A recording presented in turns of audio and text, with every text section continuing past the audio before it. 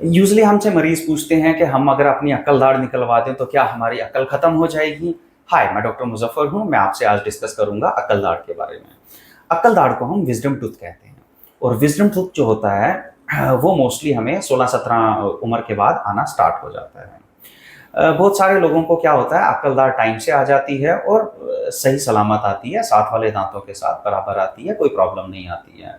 लेकिन आजकल देखा जा रहा है कि हर तीसरे चौथे मरीज में अक्ल दाढ़ आने में प्रॉब्लम है और मरीज हमारे पास सिम्टम लेके आता है कि मेरे को बहुत ज़्यादा दर्द हो रहा है, स्वेलिंग भी हो रही है।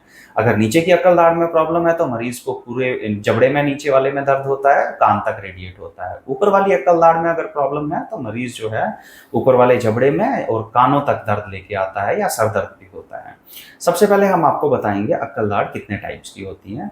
अक्ल दाढ़ अगर हमें पूरी तरह से नहीं आए, जो दांत होता है अक्ल दाढ़ अगर हड्डी के अंदर है तो उसको हम कहते हैं इम्पैक्टेड थर्ड मोलर।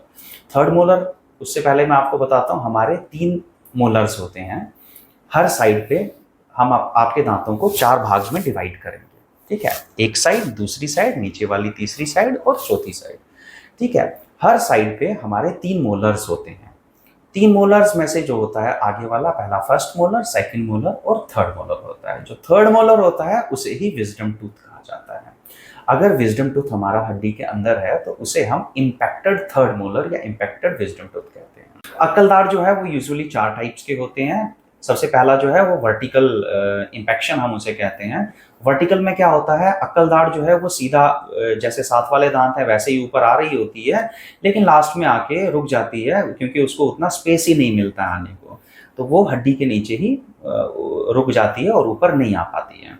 दूसरा टाइप है उसको हम कहते हैं मीजियो एंगुलर इन्फेक्शन। मीजियो एंगुलर में क्या होता है, आपकी जो अक्ल दाढ़ है वो टेढ़ी आ रही होती है, आपका जो उसका साथ वाला दांत है उस साथ वाले दांत की डायरेक्शन में आ रही होती है। थर्ड वाला जो हमारा टाइप है उसको कहते हैं डिस्टो एंगुलर इन्फेक्शन।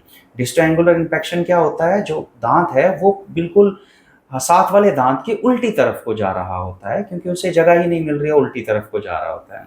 और जो लास्ट टाइप है वो हमारा हॉरिजॉन्टल टाइप है। हॉरिजॉन्टल टाइप क्या होता है, आपका जो दांत है वो पूरा हड्डी के अंदर लेटा हुआ होता है।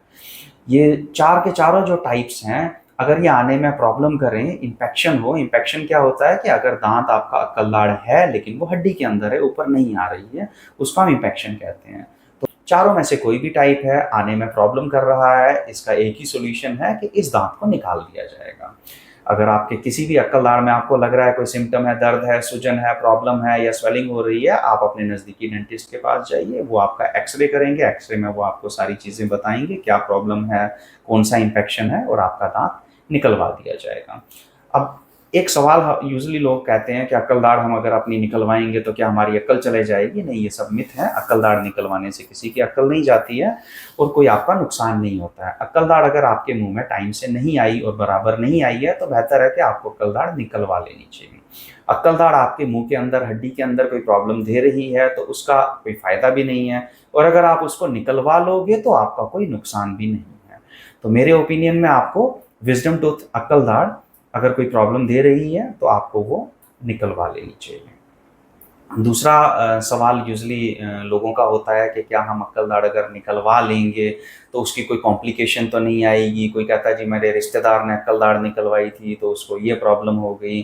देखिए, कॉम्प्लिकेशन किसी भी चीज़ की आ सकती है, तो अगर आप अपने किसी नज़दीकी अच्छे डेंटिस्ट के पास जाओगे तो आपको कॉम्प्लिकेशन आने के चांसेस ना के बराबर हैं। अगर आप किसी झोला छाप डॉक्टर के पास जाओगे फिर तो नॉर्मल दांत निकलवाने के भी हज़ारों कॉम्प्लिकेशंस आएंगे। अगर आप इस बारे में हो या कोई और जानकारी जानना चाहते हो तो आप निसंकोच से हमें आप कॉन्टैक्ट कर सकते हो या ईमेल कर सकते हो। Thank you.